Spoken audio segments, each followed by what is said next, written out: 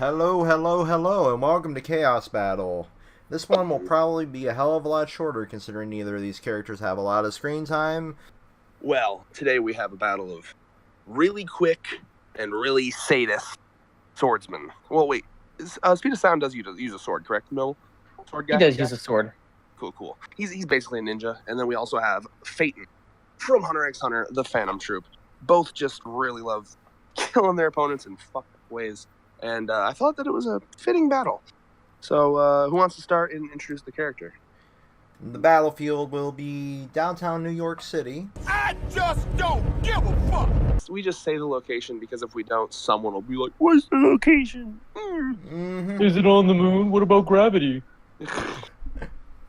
No, not. Okay. I Noble, could you want to change it to the moon if you want to be a smartass, Red. No, I didn't.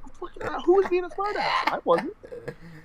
Also, we know Saitama can survive on the moon slightly. I don't know about how Speed of Sonic would do. Anyway, do you want Noble? You want to go? Well, clearly he would survive on the moon. I mean, he's survived some nut taps from Saitama, so I'm pretty sure we're good. Oh, please. Saitama's fist, he was just holding it out. That was not a punch. He was just holding it there, okay?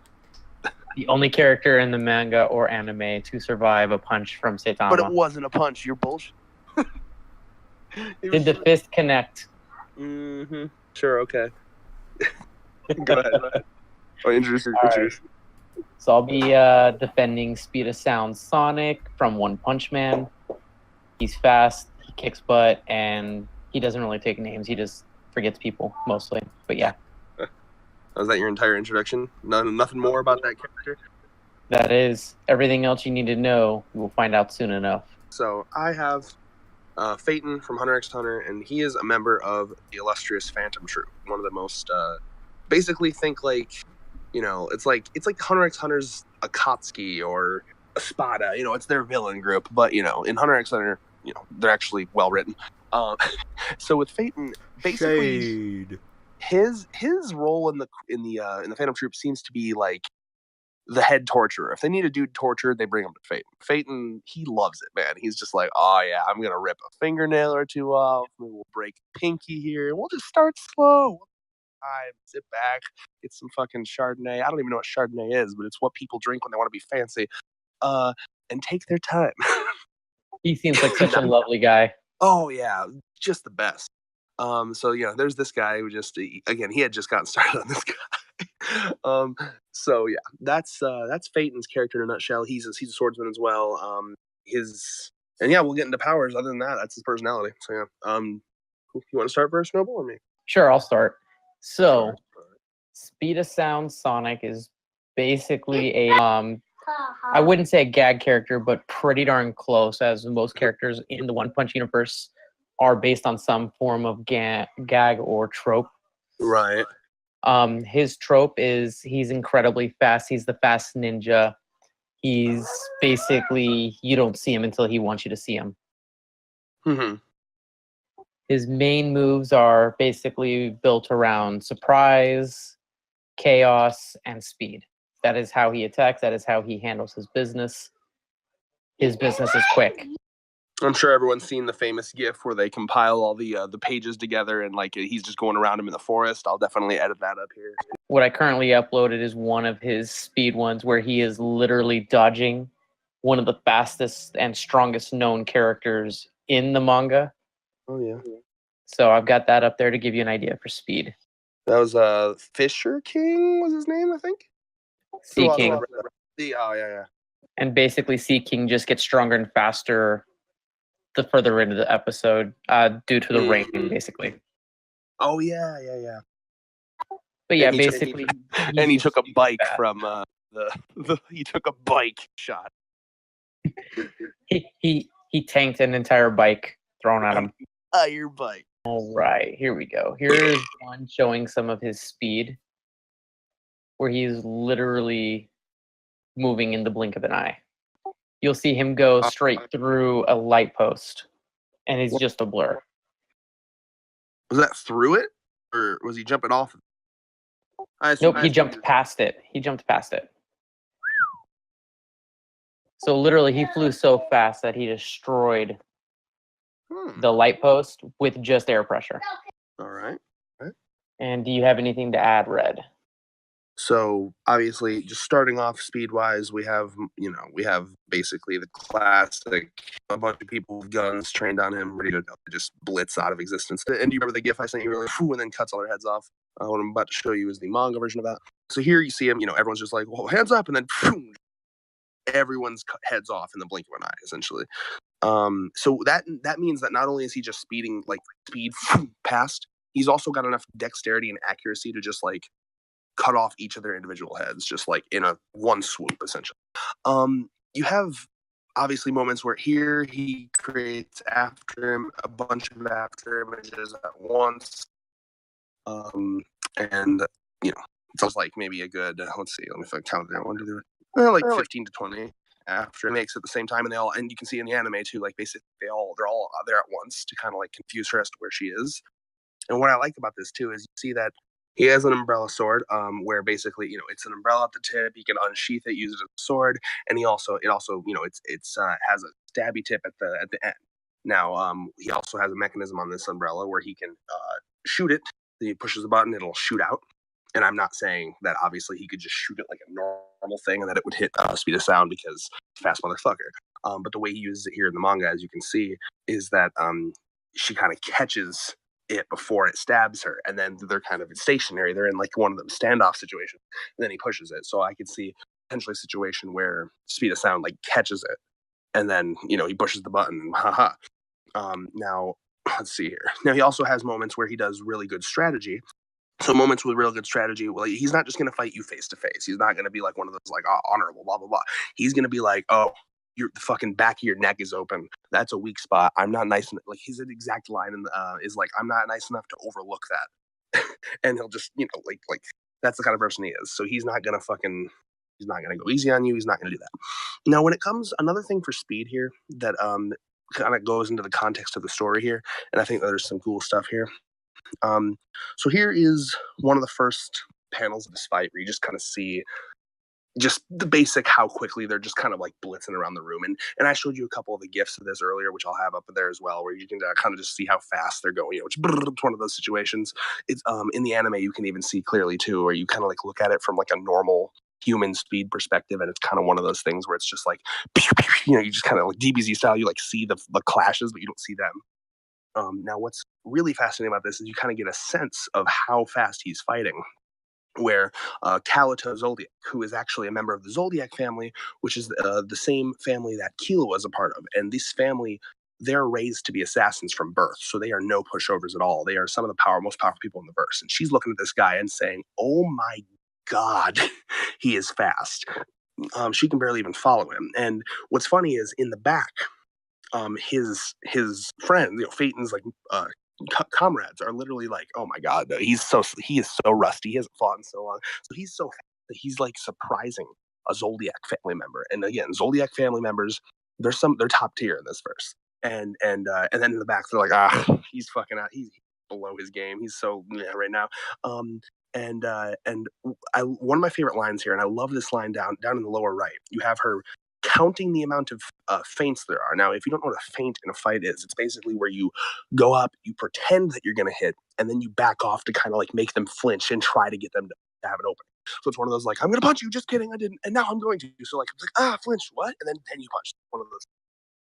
And in that like 1 second alone where she's looking at that, it's like he did 7 separate feints. So it's one of those things where it's like like around her, like feint, this is the kind of fighter that we're talking about here. He's constantly doing strategy, that quickly too.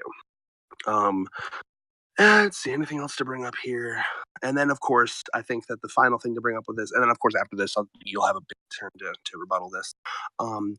His Nen ability is called Pain Packer. Now, essentially how this works is he takes the amount of pain that you give him and kind of transmutes that into a ball of energy. Now, so he shoots up this, like I said, this ball of energy that basically comes directly from the amount of damage he has taken in this fight. Basically, and in this form, it's stated that there are multiple forms of this, but this is the only form we've seen in the canon so far. So in this form, which is all we'll use because it's all we've seen, it becomes like a sun essentially, and he calls it Rising Sun, and it begins to burn her alive. And you see it kind of just slowly, tormentously begin to burn her. And yes, it is a her right now. She just transformed into a horrifying, hideous monster. Let's see here. And as you see it continue to burn her alive, he basically says, like, and at the end, one of my favorite parts is he basically says, hey, if you would have damaged me more, you would have died quicker. But because you gave me such a small, pitiful amount of damage, which, by the way, I believe he broke 2 ribs and broke an arm in this battle. And he called that a pitiful amount. He's like, you gave me such a pitiful amount of damage that you died slowly. If you would have damaged me more, you could have died quicker. So essentially confirming that this can get more and more powerful. And apparently he's done it to the point where they just vaporize immediately. Now, of course, there is a range to this. Now, the range to this is quite high. And I'm going to get that picture real quick. They were in a gigantic nest because they were fighting like chimera ants, and they were in like a big ant nest. And it was kind of like, let me get a picture real quick so you can see the scope of this attack. Because there's literally a part where the Phantom Troop have to run away. They're like, we gotta run because this is gonna fucking kill us if we don't. Hold on a sec. So let me get a picture of that real quick. It basically does a heavy, significant amount of damage to this structure that I'm about to send you a picture of here. It doesn't like completely incinerate it, but it basically topples it over and almost completely destroys it. Like basically, it's just structural integrity is just gone after this. So I'm about to show you that for scale. That's what that looks like. So yeah, that's most of what I have. It's like, he's incredibly quick, and what he's able to do quick is really fine strategic points, such as like finding the base of your spine to where your spine connects to your head. Doing 7 feints in a fraction of a second, as well as cutting off multiple heads, and then of course the pain packer at the as his like trump card. So Nice, nice. Now I will refer you back to some previous scans that I've already sent, Let's see what I got here. just to show you exactly what you're dealing with and how this battle would go. Okay. So, speed of sound Sonic, like I said, he is incredibly fast. I've actually sent scans where he's been able to leave multiple after images. I count 8, 9 after images that he's able to leave in one go. And you did see the scan that I sent where he was leaving roughly like 10 to 15. Now, I'm not saying like, oh, well, he left more. But these after images are visible by Saitama, who has exceptional vision. Fair enough. So Saitama tracks things even faster than that, and he's seeing after images. Yeah. His speed is so fast that he's able to replace his face in front of someone's punch with a ball and chain, so a heavy weight in the span of not even a blink of the eye. Literally, the guy is punching. He thinks he's connected with his face, but is actually connected with a ball and chain that he has placed in front of his fist. That is pretty fast. And like I said, it's not like it's something light. It's a ball and chain. Right. Yeah. Oh, right. Wasn't that was the ball and chain because they were in prison? So that would have been right. So he probably did he like basically bend over and pick it up. And he unhooked it from his own foot in the same span of that second. Okay. Houdini'd it. Man, yeah, that's good. That's good shit. Just to give you an idea of just how ridiculously quick he is, I also put up a scan of him getting grabbed by the Sea King and escaping his grasp while the Sea King thinks he's crushing him. Yeah, how? He is that fast. What the fuck? His offensive and defensive capabilities are decent. He's able to basically take your momentum and use it against you. He's very versed in forms of Mortal Kombat, martial arts. And he also has different weapons that he uses, like exploding shurikens. I actually sent a scan of him blowing up the surrounding area. Right. I remember this. He's blowing up buildings and shit, trying to get with just shurikens, so just explosive shurikens. All right. Good. He's faster than Genos, which is a cyborg's implants can pick up. So he's literally faster than electronics can pick up. Okay. Yeah. I mean, That's what I've got right now. I see where you're coming from, right? So I guess like from what I've shown, effectively, this battle is going to come down to can he deal enough damage fast enough? Yeah, I agree with that. So I guess offensively, because Phaeton has Nen, and with Nen you can, you see this in a lot of anime, but it's basically like one of those, like, you can put up like a kind of a protective coating.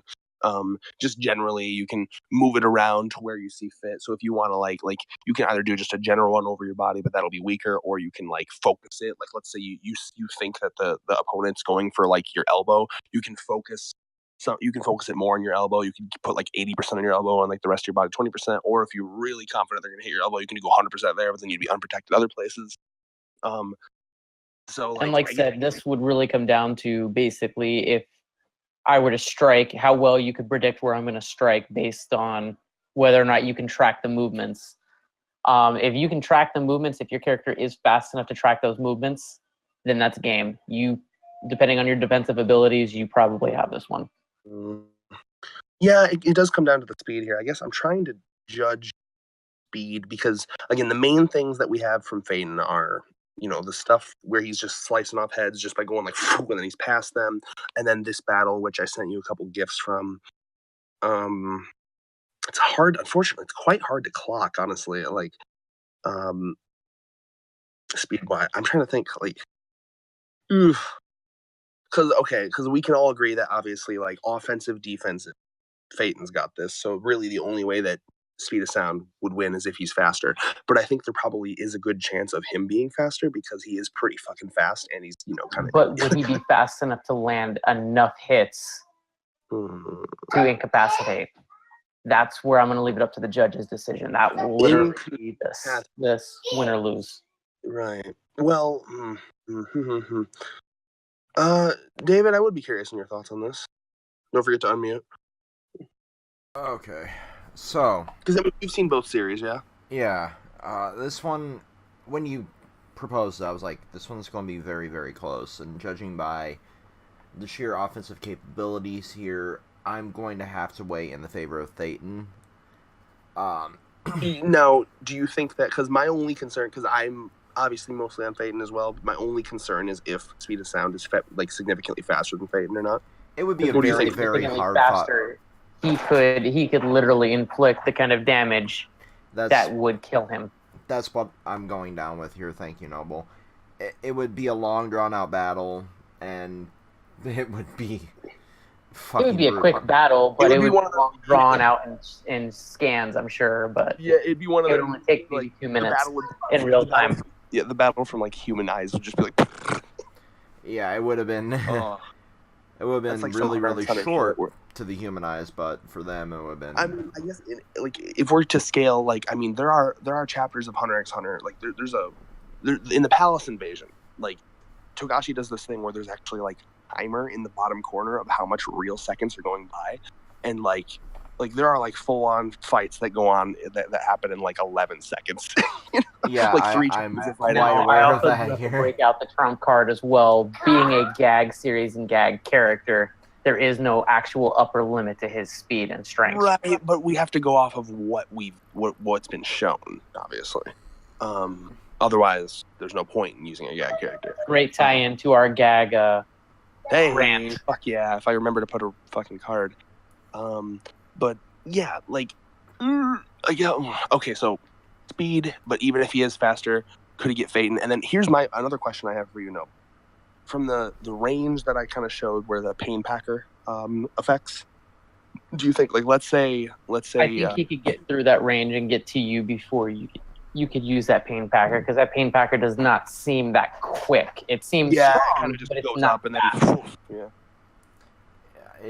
I don't think you would land a hit with that, to be honest. So you don't think the Pain Packer is really a factor? It's more of just if...